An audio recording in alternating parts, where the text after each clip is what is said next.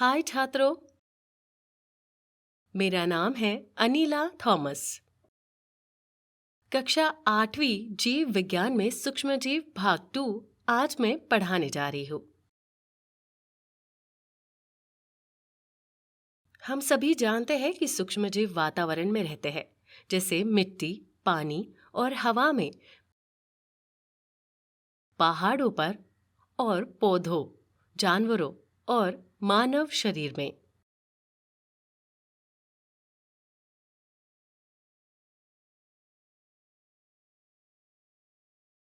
ये सूक्ष्मजीव क्या भूमिका निभाते हैं?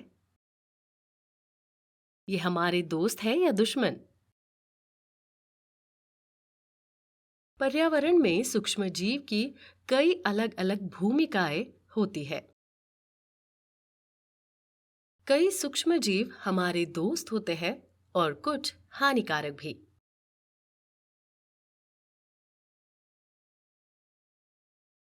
आइए जानते हैं सूक्ष्म जीवों की भूमिका के बारे में। सूक्ष्म जीवों का मनुष्यों, जानवरों और पौधों पर उपयोगी और हानिकारक दोनों प्रभाव होते हैं।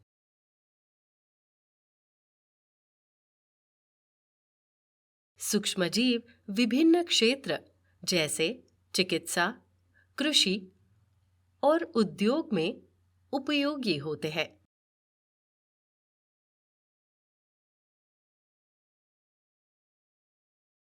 हम जानते हैं कि सूक्ष्मजीव केवल सूक्ष्मदर्शी में ही दिखाई देते हैं। पूरा होने के बाद हम इस विषय के बारे में जानेंगे। दवा, स्वास्थ्य, देखभाल और फार्मास्यूटिकल्स में सूक्ष्मजीवों के उपयोगी प्रभाव। कृषि में सूक्ष्मजीवों का उपयोग। उद्योग में सूक्ष्मजीवों का उपयोग। खाद्य प्रसंस्करण और संरक्षण में सूक्ष्मजीवों का उपयोग। कुंजी शब्द एंटीबायोटिक, टिका, राइजोबियम, किण्वन, रोगजनक, वेक्टर। सूक्ष्म जीवों के उपयोगी और हानिकारक प्रभावों को नीचे अवधारणा मानचित्र में दिखाया गया है।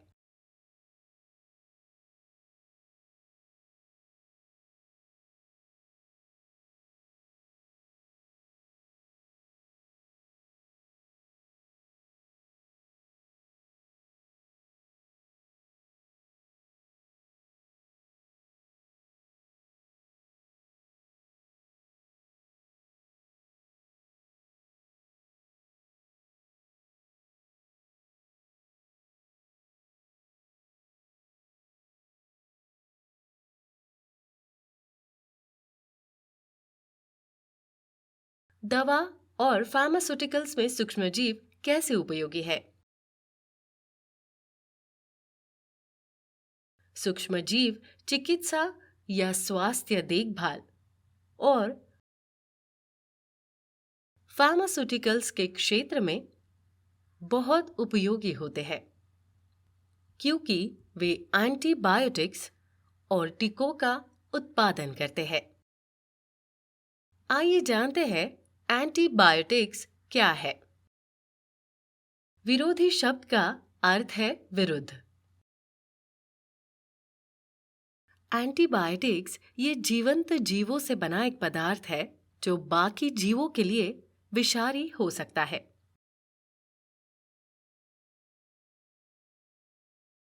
सर अलेक्जेंडर ने सन 1928 में पहली बार एंटीबायोटिक पेनिसिलिन की खोज की थी।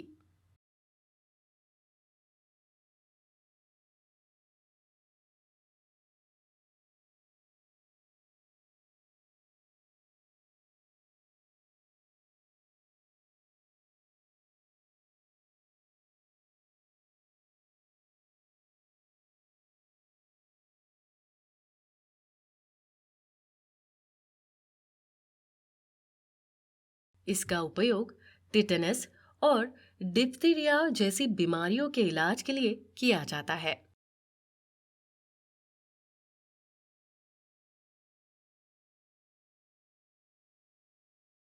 आइए जानते हैं पेनिसिलिन की खोज के बारे में।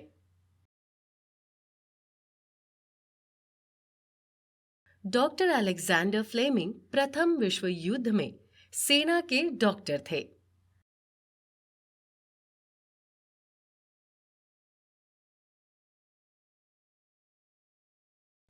उन्होंने देखा कि घावों के जीवाणु संक्रमण के कारण कई घायल सैनिकों की मृत्यु हो गई।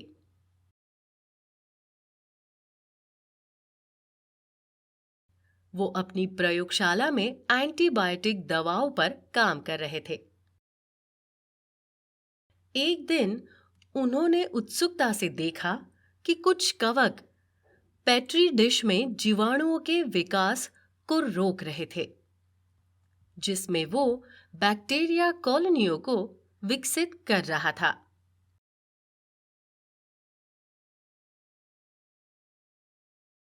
उन्होंने फंगस द्वारा छोड़े गए पदार्थों को अलग किया और किसी अन्य बीमारी पैदा करने वाले बैक्टीरिया पर इसका परीक्षण किया। इस पदार्थ ने कई अन्य रोग पैदा करने वाले जीवाणुओं को भी मार डाला। अलग किए गए मोल्ड या फंगस की पहचान पेनिसिलियम नोटेटम के रूप में की गई थी।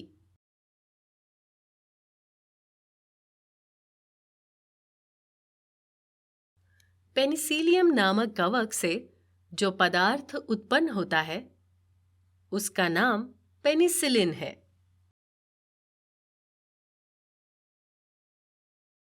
बैक्टीरिया को मारने वाले पदार्थों को आमतौर पर डॉक्टर फ्लेमिंग ने एंटीबायोटिक्स का नाम दिया था।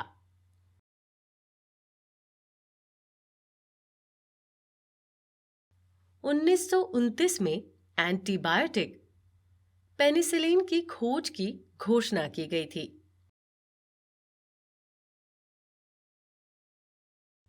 उन्नीस सौ 1945 में डॉक्टर अलेक्जेंडर फ्लेमिंग को अन्य वैज्ञानिकों जैसे डॉक्टर हार्वर्ड फ्लोरी और डॉक्टर अर्नस्ट बी चैन के साथ नोबेल पुरस्कार से सम्मानित किया गया था।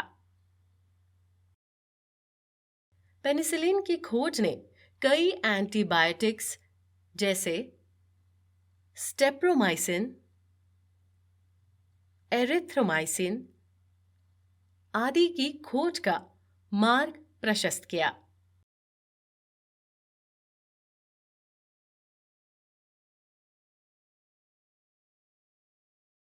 अब हम जानेंगे टीके के बारे में।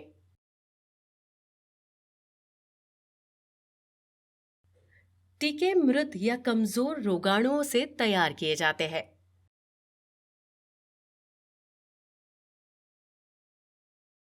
एडवर्ड जेनर ने चेचक के टीके की खोज की थी।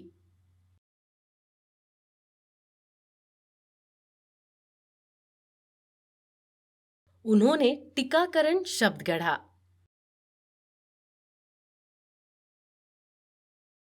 जब रोगी के शरीर में टीके का इंजेक्शन लगाया जाता है तो शरीर कीटाणुओं से लड़ने के लिए एंटीबॉडी का उत्पादन करता है।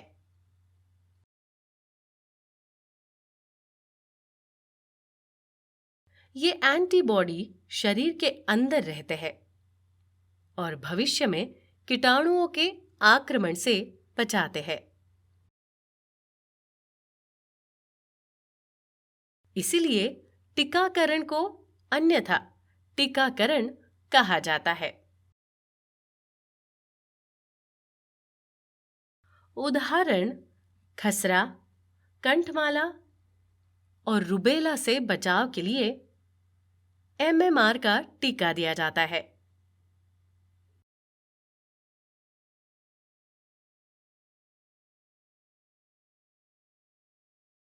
पोलियो की रोकथाम के लिए इस्तेमाल किए जाने वाला पोलियो टीका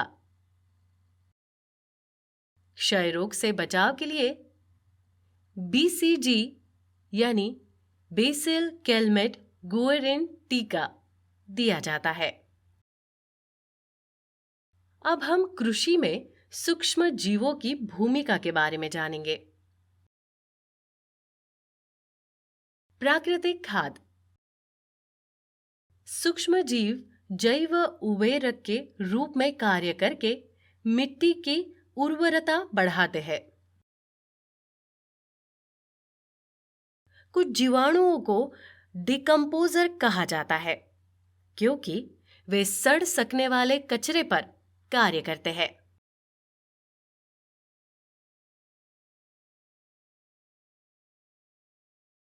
प्रक्रिया के दौरान नाइट्रेट और अन्य कार्बनिक पोषक तत्व मिट्टी में छोड़े जाते हैं,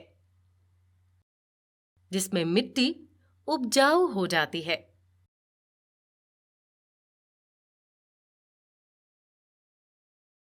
इस खाद्य को प्राकृतिक खाद कहते हैं।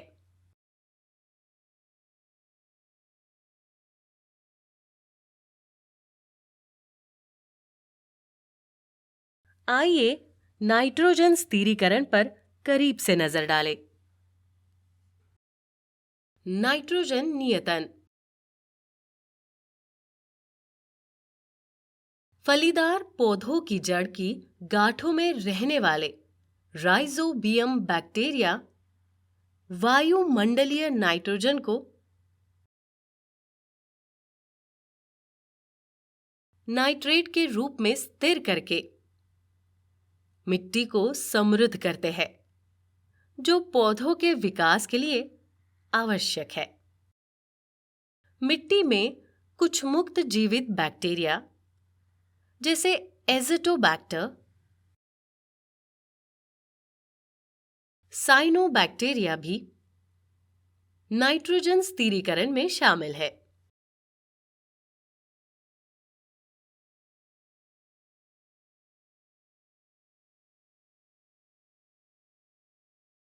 कुछ सूक्ष्म जीव फसलों को कीटों से भी बचाते हैं और जैव नियंत्रण एजेंटों के रूप में कार्य करते हैं। बैसिलस थुरिजिएंसिस यानी बीटी कपास कीड़ों को नियंत्रित करने में मदद करता है। ट्राइकोडर्मा यानी फंगी जड़ों की रक्षा करने और पौधों के रोगजनकों को नियंत्रित करने में मदद करता है।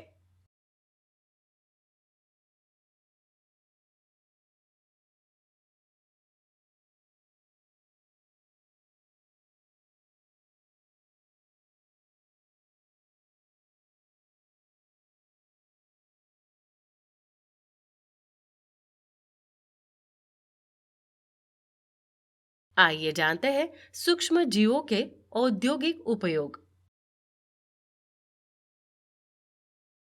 कुछ सूक्ष्म जीव सीवेज उपचार में शामिल है।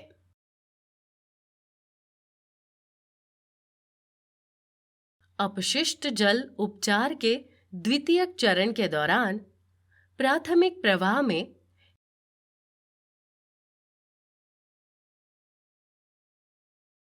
एरोबिक रोगाणुओं को बढ़ने दिया जाता है।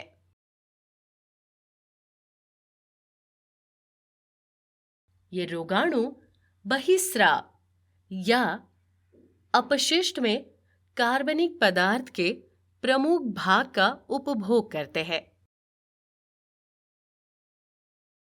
उदाहरण नाइट्रोबैक्टर sp।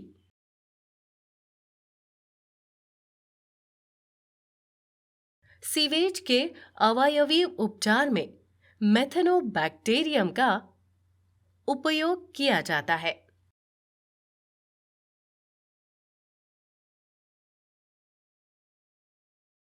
बायोगैस का उत्पादन।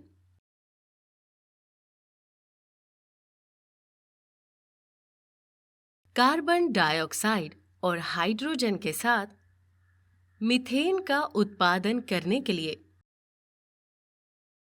अवयवी बैक्टीरिया द्वारा मानव और पशु मल जैसे कार्बनिक पदार्थ और पौधों के कचरे को तोड़ा जाता है। इन जीवाणुओं को मेथनोजेंस कहा जाता है। इस बायोगैस यानी मीथेन का उपयोग खाना पकाने और रोशनी के लिए किया जा सकता है। बचे हुए कार्बनिक पदार्थ का उपयोग पौधों को खाद के रूप में किया जाता है। शराब और शराब का उत्पादन।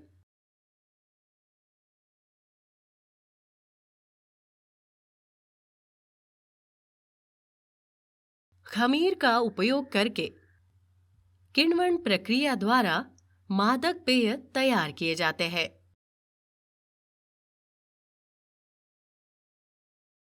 अंगूर में मौजूद शर्करा खमीर का उपयोग करके किण्वित किया जाता है। चावल और जौ में चीनी के किण्वन से बियर का उत्पादन होता है।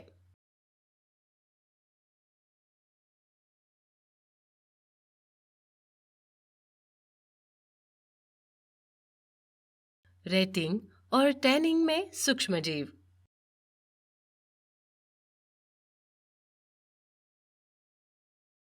अलसी के पौधों को गट्ठरों में बांधकर पानी में रखा जाता है। सूडोमोनास एरुजिनोसा जैसे बैक्टीरिया तने के ऊतकों पर क्रिया करके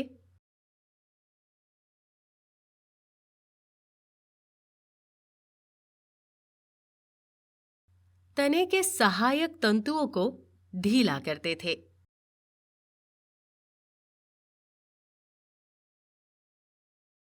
इस प्रक्रिया को रेटिंग के रूप में जाना जाता है। इन रेशों से लिनन के धागे बनाए जाते हैं।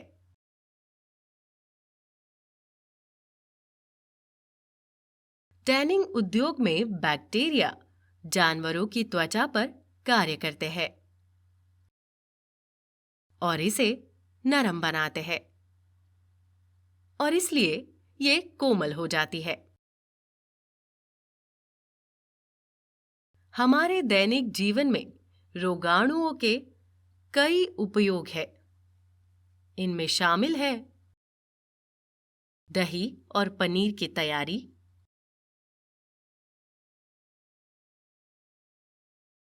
लैक्टोबैसिलस बैक्टीरिया की प्रक्रिया से दूध में मौजूद लैक्टोज लैक्टिक एसिड में बदल जाता है,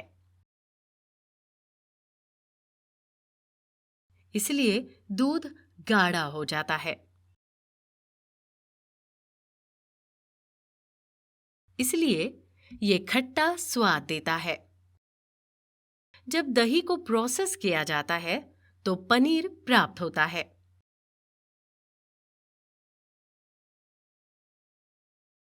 डबल रोटी बनाना।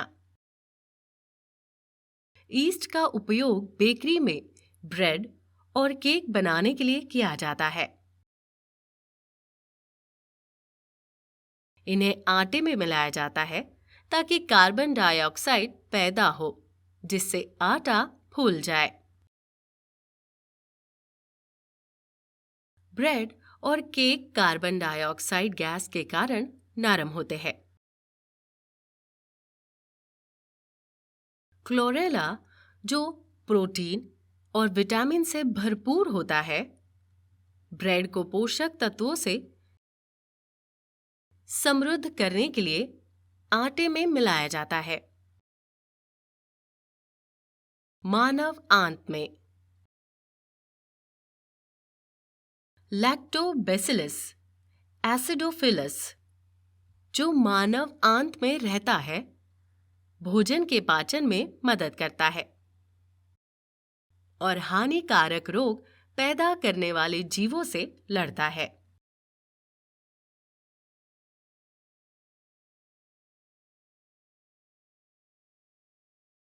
मानव आंत में रहने वाले ई कोलाई बैक्टीरिया विटामिन के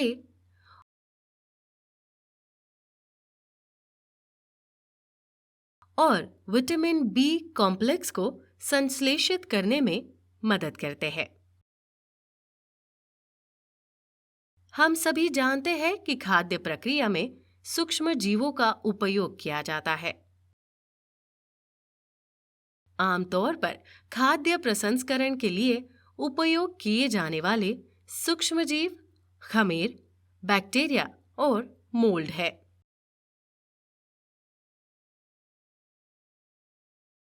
किण्वन प्रक्रिया जो सूक्ष्म जीवों द्वारा की जाती है, जिसके परिणाम स्वरूप कार्बनिक अम्ल, अल्कोहल और एस्टर का उत्पादन होता है।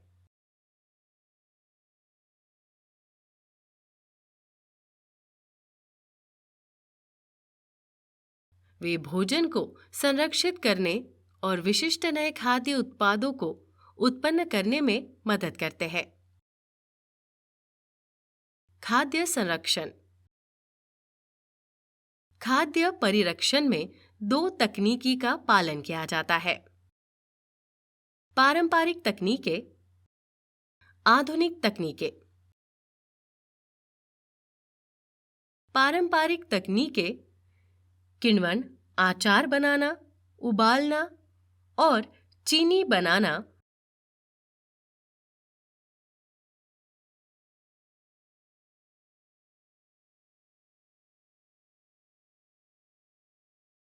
खाद्य संरक्षण में अपनाई जाने वाली पारंपरिक तकनीकें हैं। किण्वन अल्कोहल में स्टार्च और शर्करा का माइक्रोबियल रूपांतरण है।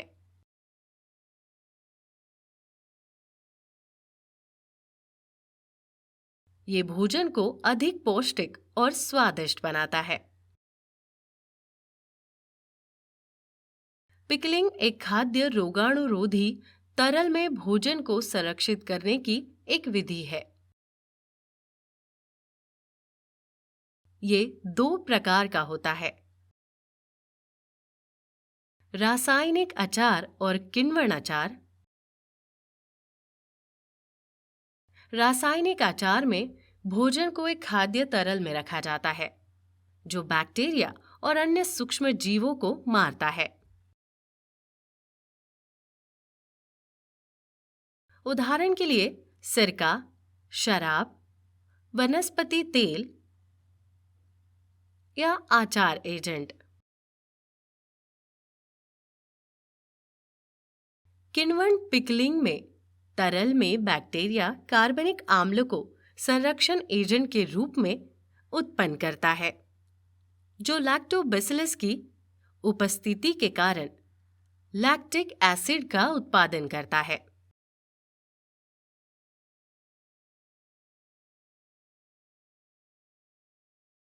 तरल खाद्य पदार्थों को उबालने से सभी रोगाणु मर जाते हैं। उदाहरण के लिए दूध और पानी।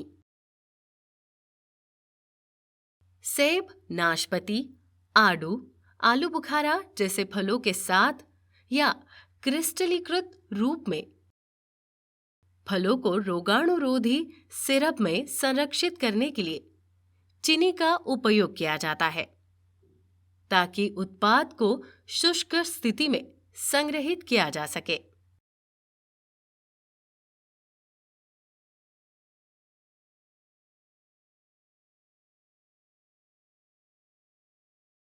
आधुनिक तकनीकें। पाश्चुरीकरण तरल भोजन के संरक्षण की एक प्रक्रिया है। इस विधि का आविष्कार लुई पाश्चर ने 1862 में किया था। इस विधि से दूध सुरक्षित रहता है। जीवाणुओं को मारने के लिए इसे 70 डिग्री सेल्सियस तक गर्म किया जाता है और शेष जीवाणुओं के विकास को रोकने के लिए इसे 10 डिग्री सेल्सियस तक ठंडा किया जाता है। फिर दूध को कीटाणु रहित बोतलों में ठंड स्थानों पर रखा जाता है।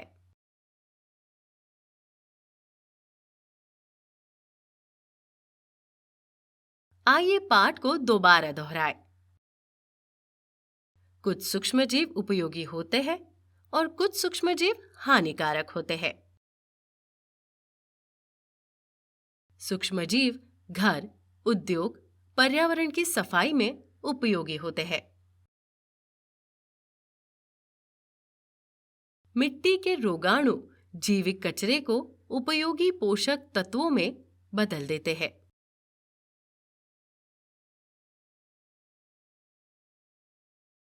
ये पौधों को उनकी वृद्धि और विकास में मदद करता है। पाश्चरीकरण दूध के संरक्षण में मदद करता है। फलीदार पौधों की जड़ों की गांठों में मौजूद जीवाणु राइजोबियम वायुमंडलीय नाइट्रोजन का स्थिरीकरण करता है।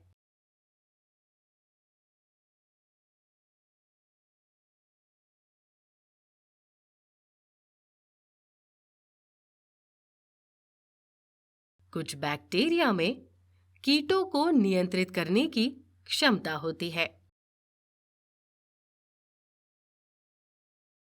सूक्ष्मजीव उद्योग में बड़े पैमाने पर विभिन्न उपयोगी उत्पादों का उत्पादन करते हैं।